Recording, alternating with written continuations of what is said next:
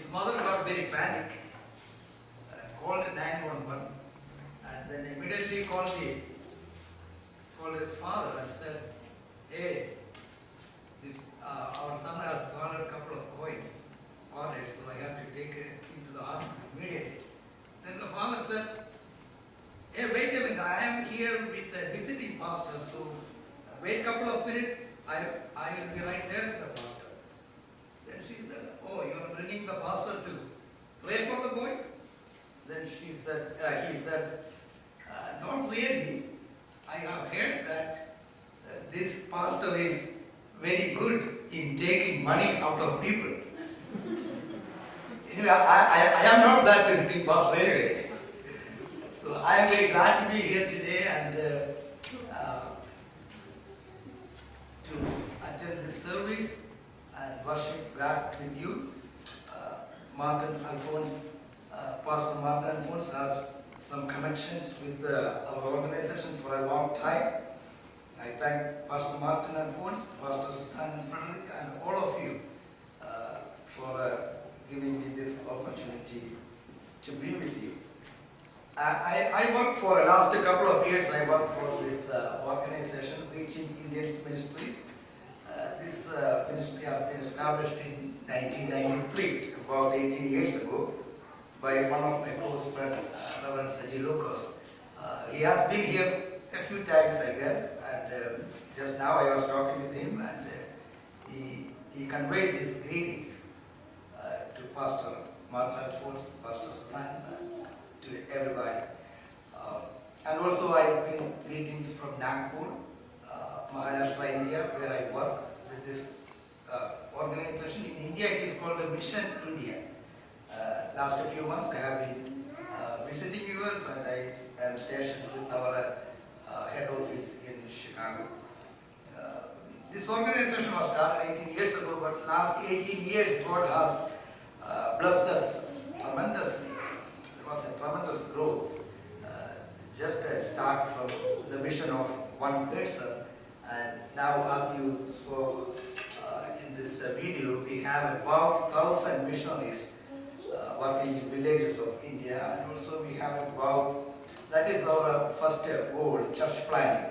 The second is leadership training. We have about 500 students in our theological seminary in Nagpur. We have about 200 students. Then we have all over India. We have many Bible colleges with a one-year diploma program. We have about 300 students there. Altogether, 500 students are in biblical training, and I teach at the Mission India Theological Seminary in Nagpur, and also I work at the head office as a ministry coordinator.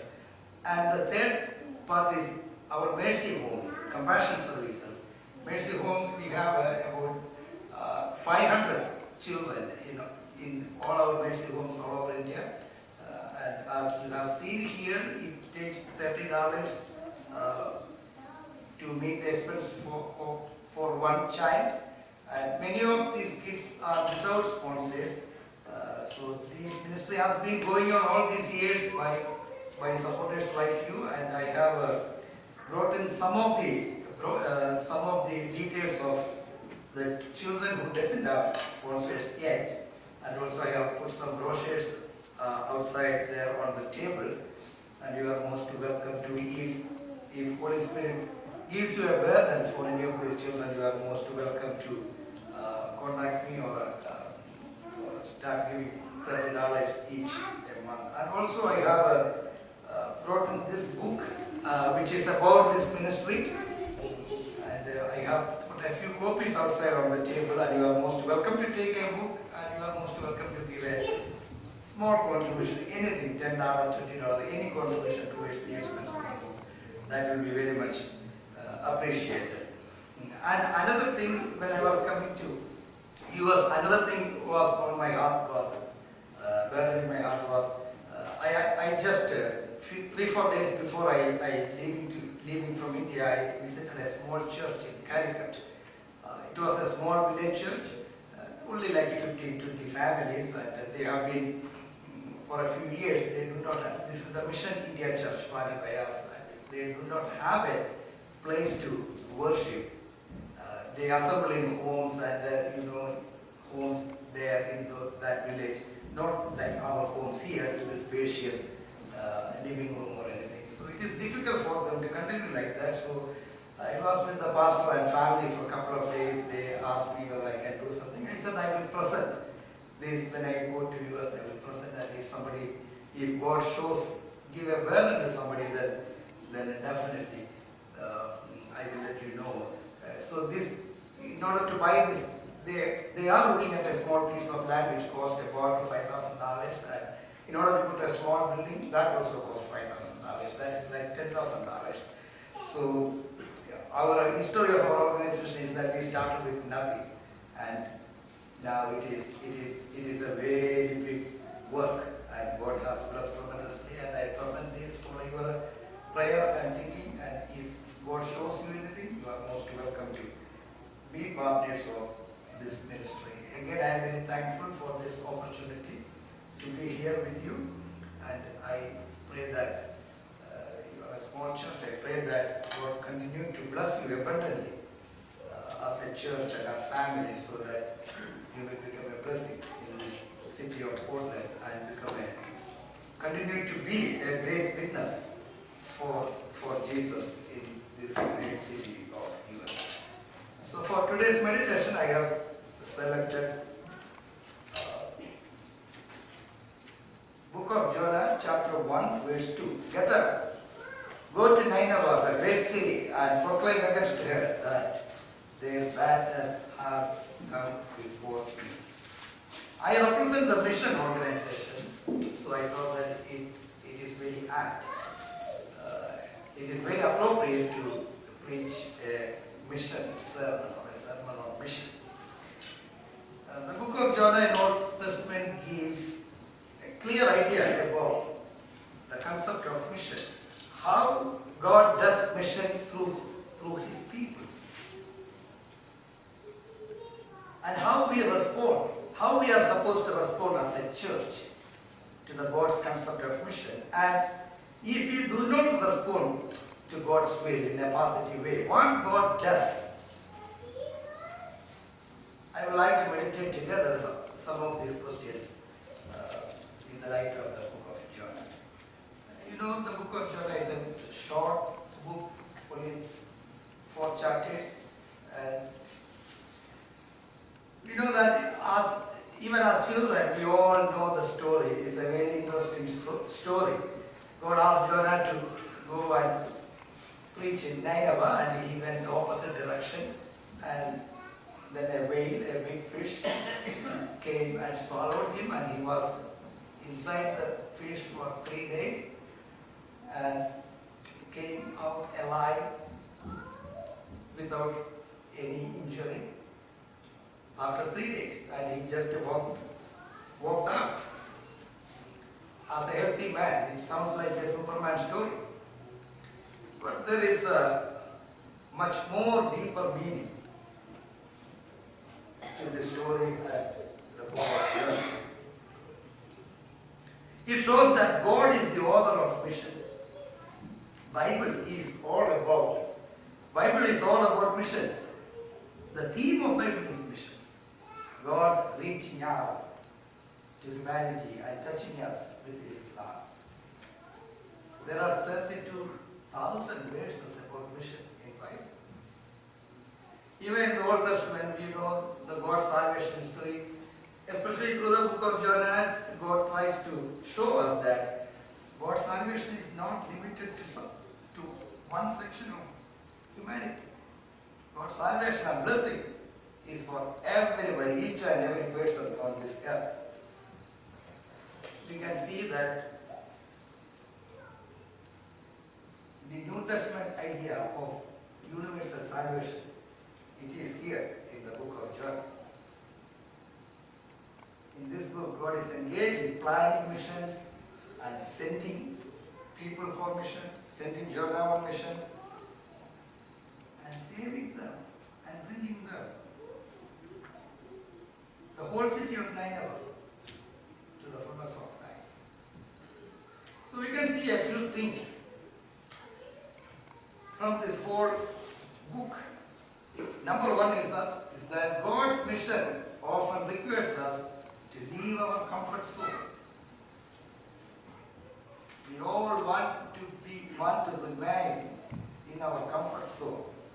But God said to Jonah, get up, go to Nineveh, the great city, and proclaim against her about God's judgment and the coming wrath. For Jonah, it was very difficult to go to Nineveh. What is significant about the city of Nineveh is that it is the capital city of Assyria, who were the arch enemies of Israelites. In 7th century, exactly 740 BC, the Assyrians, they came and they attacked the northern kingdom and Judea, the Israelites, and defeated them and took them as captives to Assyria. They destroyed the Israelite kingdom and they destroyed the Israelite culture. And they were so many years they were captives in Nineveh and captive in Assyria. For any patriotic Jew, it will be distasteful to go to Assyria or go to Nineveh. And also, if Jonah go there, he will be considered as a black sheep or as a traitor. And when God asked Jonah to go there, he was shocked. Also, it was about 500 miles east of Israel. A long way to go. We don't want to make a difficult journey. And the core of the matter is that Jonah actually don't want to go there. He wanted God to destroy them. Because Assyrians were his enemies. You don't want to go and preach there because he thought that he know that God is a merciful God. In chapter 3, he says that I know that you are a merciful, bountiful God. If I go and preach, you may feel mercy and save them. I don't want you to save them. And also he thought that they are not going to listen to me. If he go there and preach, they will say, what this Israel is doing here? We don't want to see him. They were our captives for a long time. So the whole idea of going to Nineveh, Jonah hated it. So what he did was the easiest thing he could do. He just went and got a ticket to Tarshish. Jonah had some preconceived notions about missions. He wanted to do mission in his own way. He thought he was supposed to go only to the Israelites, the chosen people. We also have ideas about mission, ideas about our own lives. Sometimes God asks us to do certain things which we do not understand. Doesn't make any sense at all. We have our own ideas and we want God to approve those and make our life easy. But oftentimes, God asks things which is exactly against our will. If God asks us to go to Africa or India to some villages of Nagpur, so hot, not anything beautiful. God has to ask us to go to Florida or Hawaii, Honolulu or something, a nice place, or maybe Switzerland. And God asked Abraham to go to the promised land, to start the journey. It doesn't make any sense to him. Asking him to leave his land, his comfort zone, his inherited home, go to some place he never known. God's mission and God's will requires us to leave our comfort zone.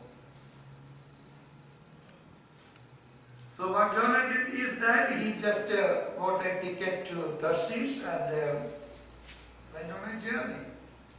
Tarshish is exactly, Nineveh is east of Israel, and Tarshish is west of Israel, and that is the modern Spain, as far as he could go to the west.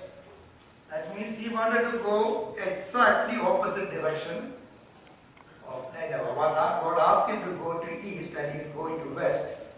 And he wanted to get as far as away from Nineveh and as far as away from God's will.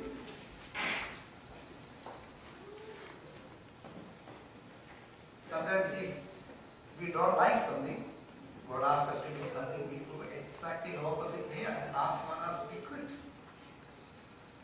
Of course, now God is fighting.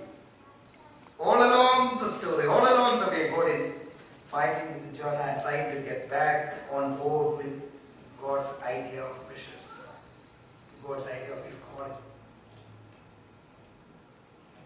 We want shortcuts like Jonah most times. We have our own reasons not to do what God asks us to do. Jonah had his own reasons. All his reasons are pretty much valid. He is an enemy of Assyrians. He don't want to go there. They may kill him. And it is distasteful for him to go if other Israelites know that it is not a good thing for Jonah to go. We have so many reasons not to do God's will. We want to be comfortable with our lives, with our preconceived notions, preconceived ideas. We don't want to change the way we are thinking. We want God to change His way.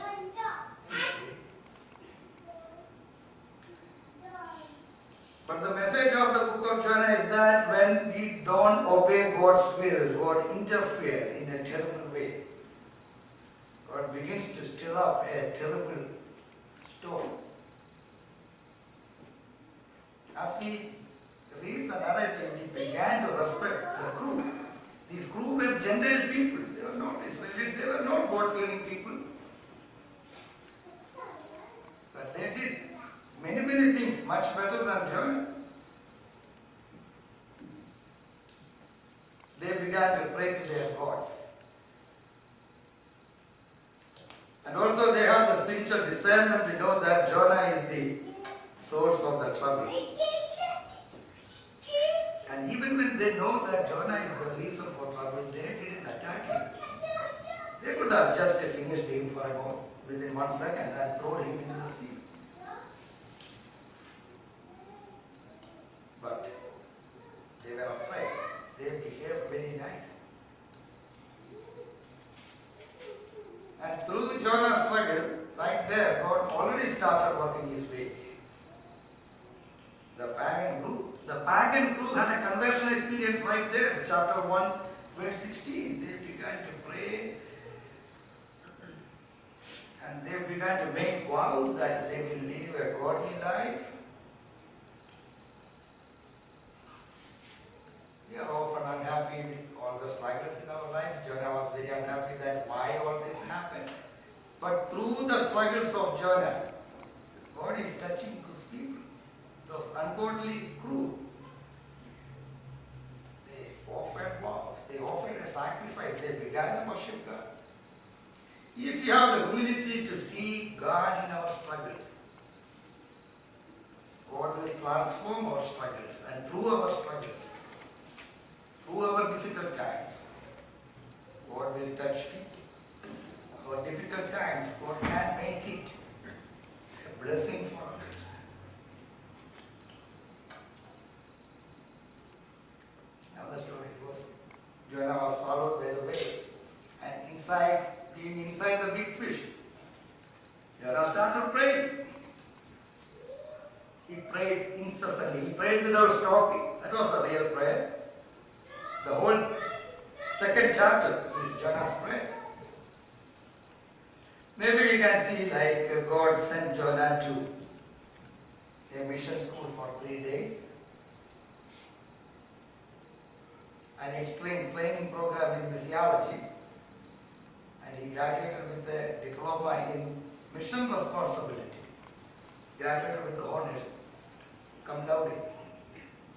When he came out of the fish, he was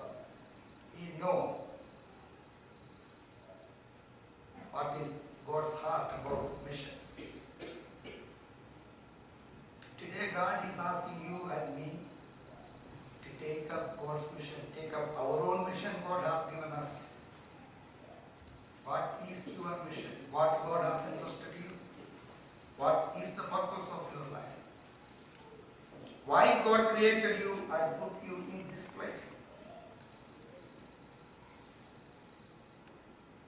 Would you take up God's call to be faithful to your call? To be faithful stewards to the blessings God has given you?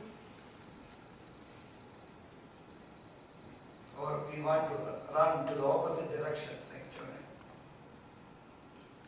Hudson Taylor was a great missionary to China, British missionary to China. 51 years he lived in China and converted and brought more than 18,000 people to Jesus. And he was interviewing people to go to China for the mission work, and nobody is coming. They don't want to go to China. An unknown place, not very developed. This is so many years ago. Then a school teacher came. A one-legged school teacher came. Wanted to go to China as mission. Hudson Taylor asked, "Hey, you have only one leg. How come you want to go to China?" Then he said, "I don't see those with the two legs going. So for me, one leg, with one leg if I go, it is better than with those people with the two legs not going." God has given us so blessings, 2 legs, many things. What is our response? So Jonah went through this terrible experience because he went away from God's call. But God gives Jonah a second chance. He came out of the fish pretty healthy. More importantly, this time, Jonah is summoned emphatically to go and preach Nineveh. Chapter 3, verse 2. "Get up and go to the great city of Nineveh and proclaim to her the message I have given to you." Jonah faces the impossible.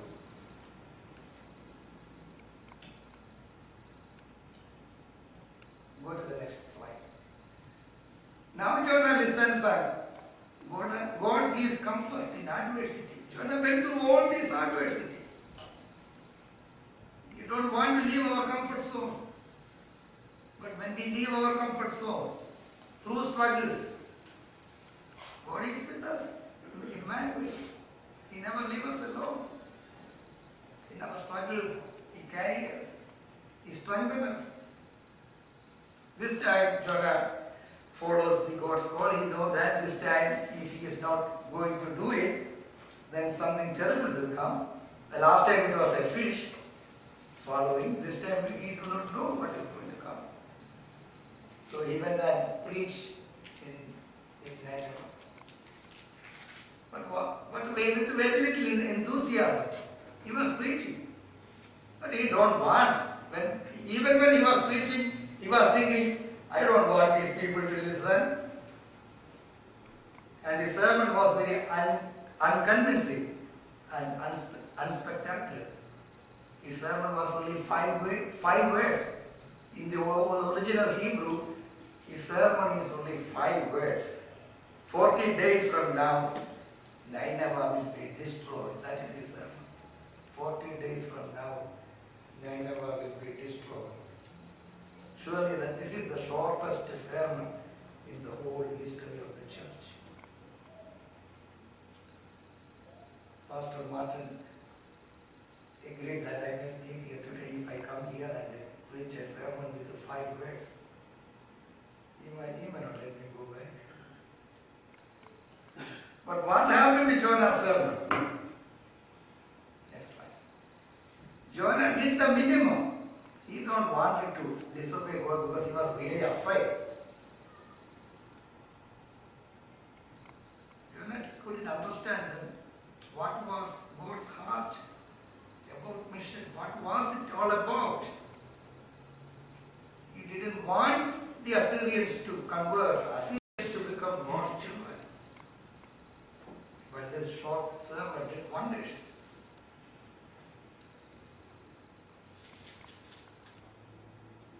They were ungodly people, but they listened sackcloth and they repented. They went on a real fasting, no food, no water. And even the king, government issued a proclamation that everybody should fast and pray.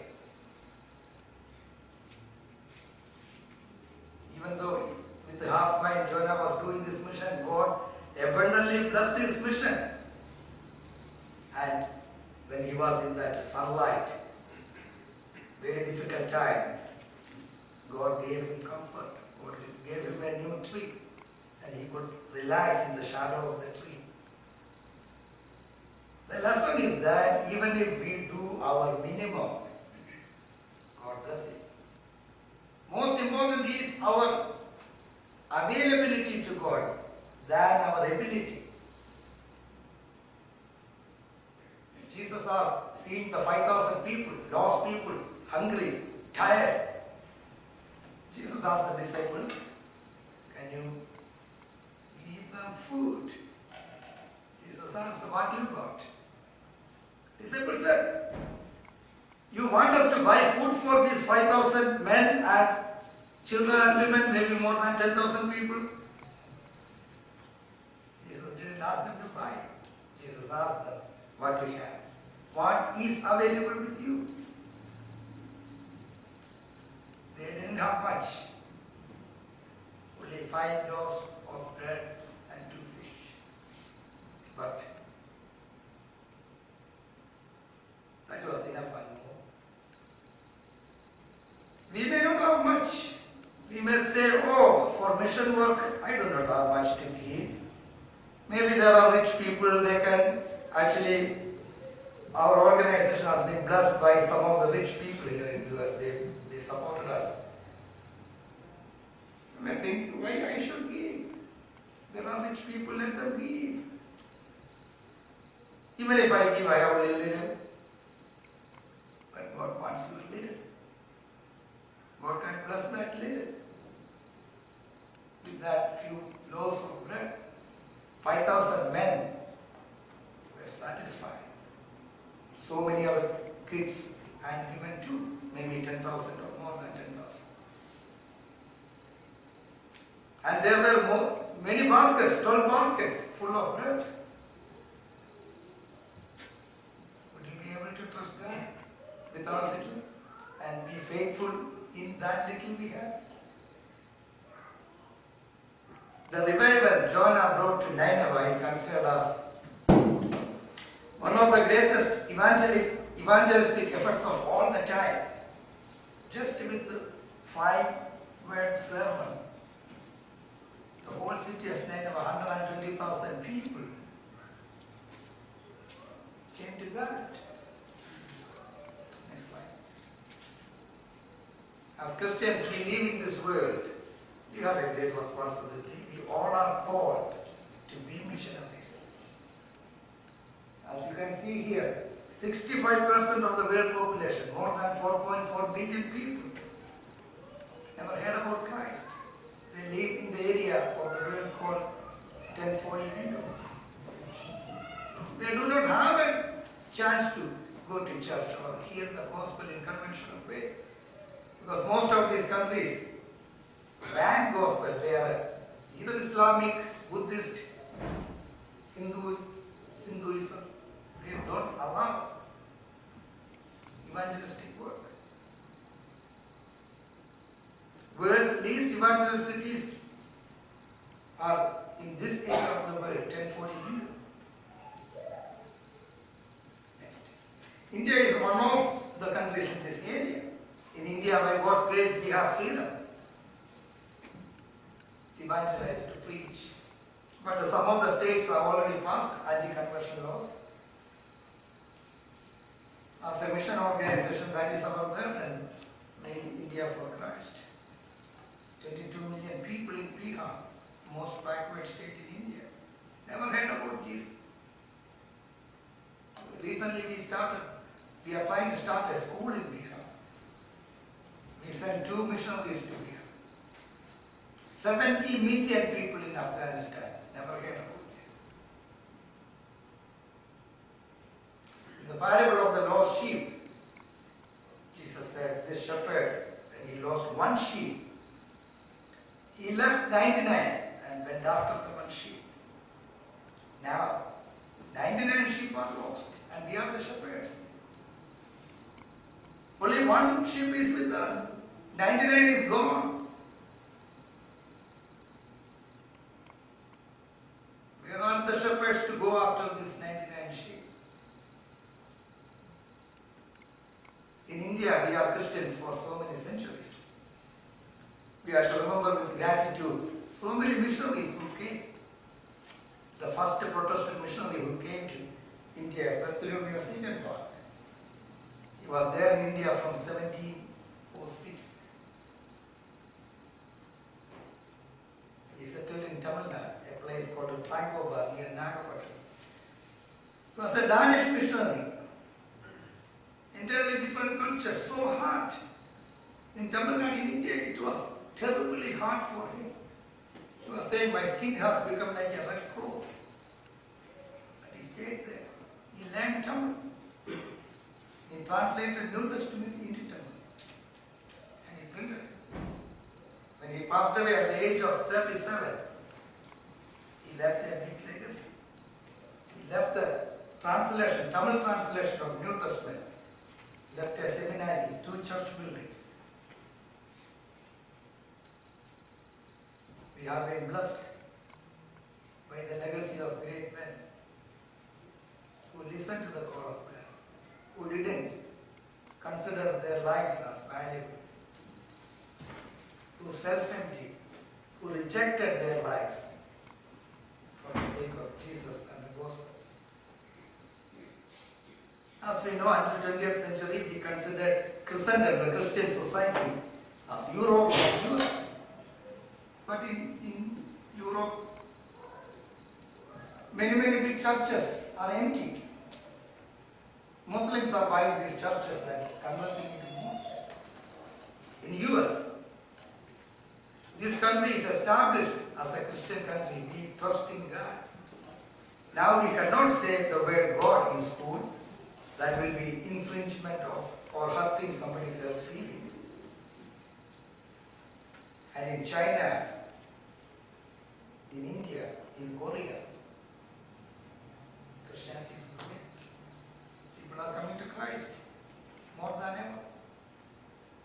The largest church in the world is in South Korea, in Seoul. 800,000 people attend. God wants us to leave our comfort zone. When we leave our comfort zone and struggles, God will bless it. Thirdly, mission in God's way brings peace and comfort to the whole world.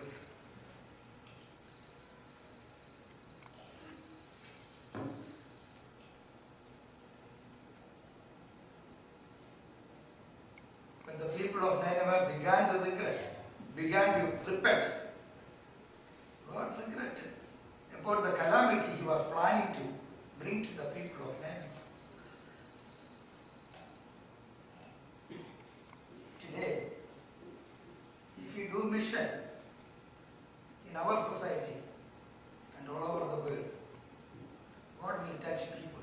Maybe this country's 1040 window. We think that they are all Muslims, uncultured people. They will not listen. God can do wonders if we are sensitive to the call of God. We know that many of the episodes in Jesus' ministry are filled with strangers and Gentiles. The first person was the centurion to understand that Jesus was, when on cross, he said, centurion, Roman centurion, Gentile guy, he said, truly he was the Son of God. And the Samaritan woman accepted Jesus, and the whole town of Samaria, the whole town, they accepted Jesus. In our Mission India Theological Seminary, there are so many Hindu converts. Students from Hindu families. Oh, their parents, brothers, sisters, everybody are Hindus or Buddhist. Not a Buddhist in Maharashtra. Only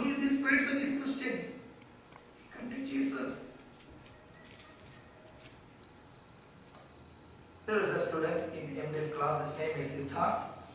He was a Buddhist. He was a premature baby when he was born. And he was thrown away into the dustbin. Somebody saw him, saw the baby and rescued. He grew up. And he became a government official. And one day, our India's missionary met him and talked about Jesus. He wanted to follow Jesus. He left his government job and came to the seminary, and he is a student now. His vision and ambition is that he wants to go for higher studies, want to have an MDH and teach others, go back to his village and be a missionary for his own people. God called Abraham to be a blessing, not for himself. He will be a blessing for the whole world. Next slide. But what happened is that, as we see in the book of Jonah, the nation of Israel, they considered that we are the chosen people of God. We are blessed by God. So we can enjoy that blessing. They are blessed so that the whole world will be blessed through them. In their exile and captivity in Assyria, their mindset changed. That was an eye-opening experience, to be captives. Through their captivity and struggle, they realized that we didn't stick on to the call of God. We were not faithful to the call of God. Israel was to be a bearer of God's vision of peace and justice to the world. So they realized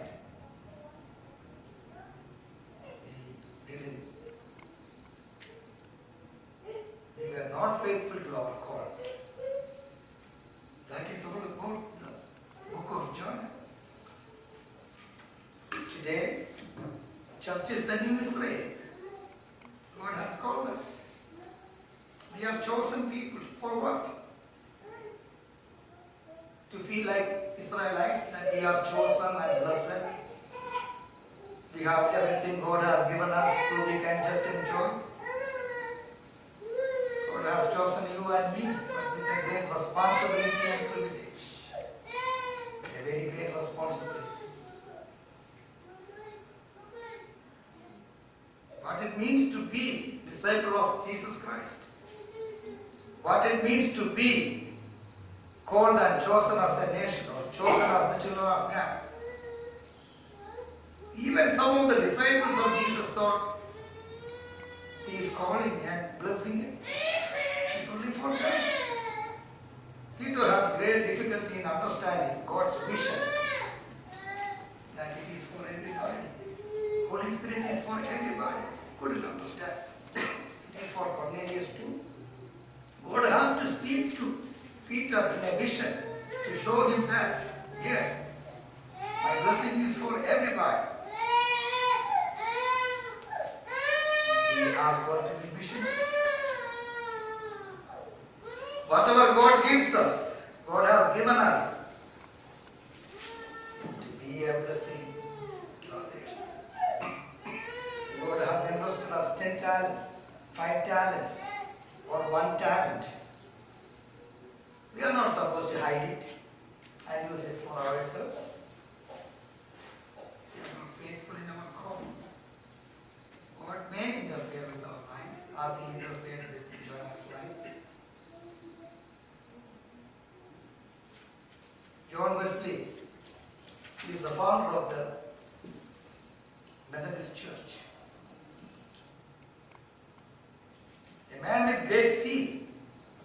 A man sold out for God.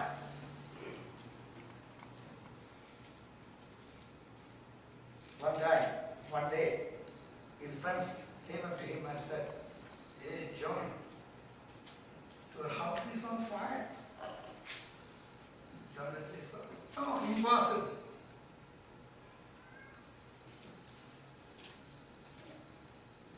They said, "No, John, we saw your house is on fire." John Wesley said,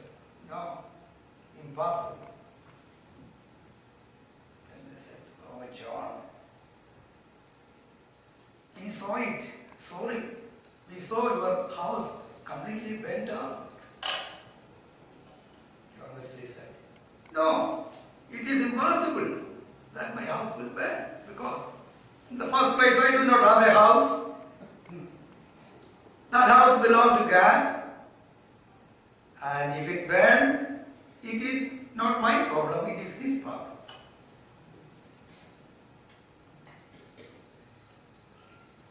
The epitaph on John Wesley's grave marker reads like this: Lord, let me not live to be useless.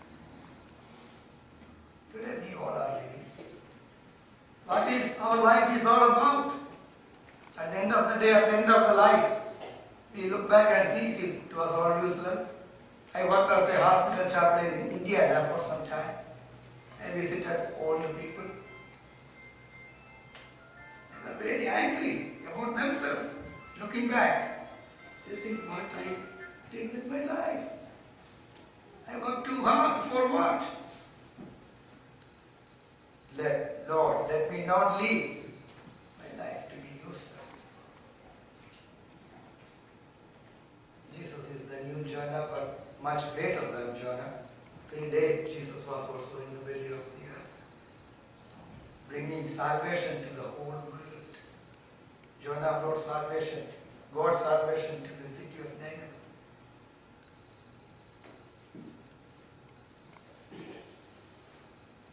So Jonah, God showed that. God loves everybody through Jesus. God showed that. He loves all the children, all the people in this world are His children. And in Great Commission, Jesus said, therefore go and make disciples of people of all nations, baptizing them in the name of Father, Son, and Holy Spirit, teaching them to obey all my commandments.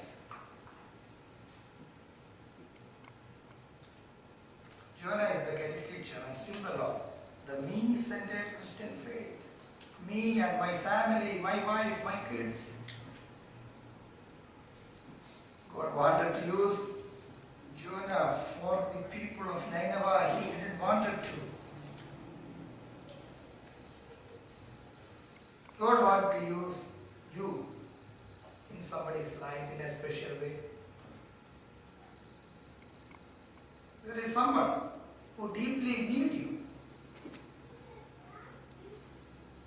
May not be far away, right here in this church in Portland.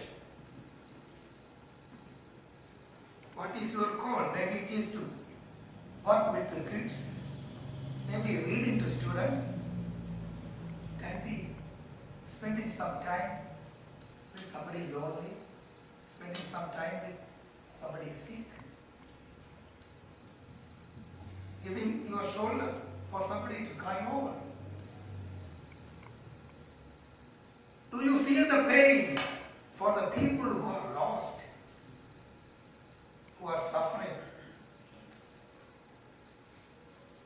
Bob Pierce, the founder of the revolution, said,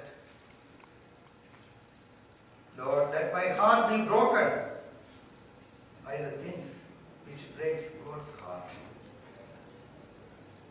And Jesus saw people without a shepherd. He felt compassion. All the miracles Jesus did, He did out of compassion. Healing, giving food to people. He felt compassion. Today, most of the world, most of the people have a heart of stone. God is offering us a heart of flesh. Will you share your blessings with somebody to touch the life of a child who doesn't have parents? To send a missionary to unreached villages to talk about the love of God? We have many stories that people living from their limited resources. When these checks come, one lady offered to give us $60 a month to support a missionary family. I was seeing this check. She do not have $60 to send at one stretch. So every week she sent $15 each. Seeing that, I felt something in my heart. I thought maybe she is cutting down on her grocery. Don't know. She is giving from her heart. God will abundantly bless it. In the book of Malachi, we read, "Bring your tithe into my house and test me out. I shall open the floodgate of heaven and give you blessings until you want no more."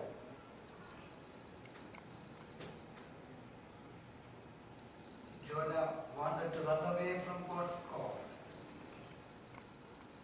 Actually, the same thing happened to me too. So many years ago, maybe 20 years ago, I graduated with a master degree in theology, MD. In India, we call it BD, from a theological seminary in Kerala. I was about to become a pastor in my church. But it didn't happen. I have many about missions and about my life. I have my own plans and my own ideas. I had my own dreams. I don't want to do things in God's way. I wanted to do things which makes me happy. So I went to Qatar, got 5 years there. Then went to Dubai, got there 2 years in a bank. Then I came here about 12 years ago. I was here in Chicago for 11 years. Wanted all my dreams to come true. Unfortunately, nothing came true. I wanted to achieve many things for myself. Like John, I wanted to run away from God. Exactly the opposite direction. As far as I can go from God. And like Jonah, God brought me back through terrible struggles. Almost swallowed by big waves. Hardly escaped. In 2009, all of a sudden my mother got sick. I didn't go to India for 13 years. In 1996, I went to Dubai, and from there I came here. I was thinking that one day I want to go back and see my mom after 12, 13 years. After 13 years in 2009, all of a sudden she becomes sick. She was never sick. It took a few days for me to wind up things and go. By the time I reached there, she was in a comatose. She never saw me. The last time she saw me was in 1996, 13 years ago. I felt so terrible.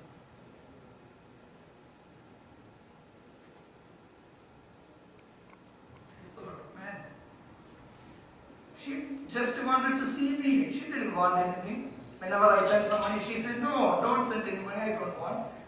She just wanted to see me. Sometimes I feel so bad that as a son I couldn't even fulfill the last wish of my mom to see me. He worked too hard. He worked smart, hard. For what? Sometimes we ask, "Lord, why this happened to me?" We do not understand why this happened. All these unnecessary struggles. Jonah didn't understand.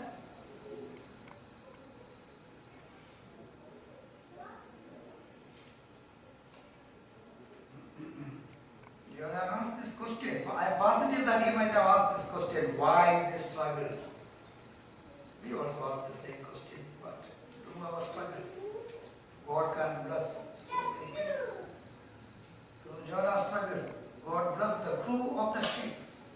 Also God blessed 120,000 people of Nineveh. Do you have a burden for the people who are perishing? Do you have a burden for your own life?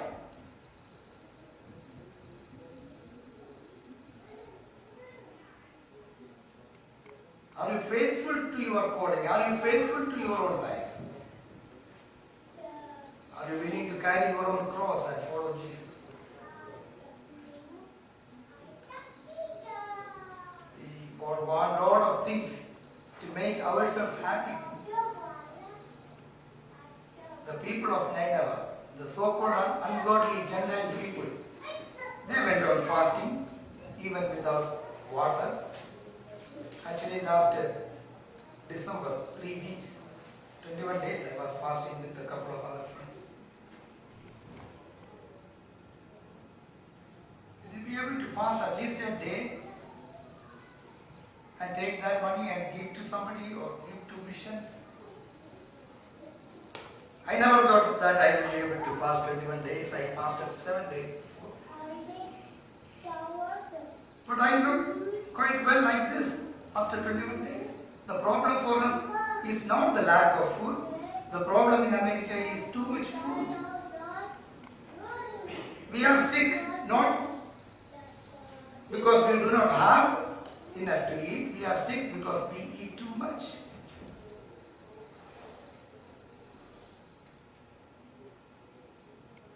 The key to the missions is self-emptying, making ourselves humble and obey.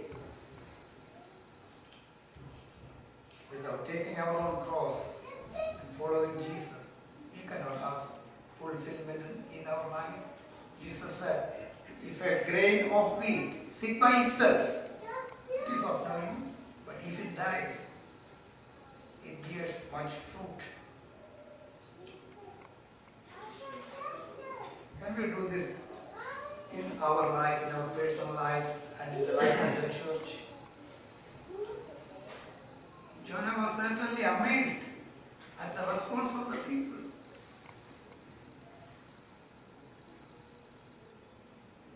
God is calling us today, commanding us to be partakers, to be partners in God's mission. In this church, in the city of Portland, to India, to all over the world. Like Jonah, we will be amazed by the results. Get up. Go to Nineveh, the great city.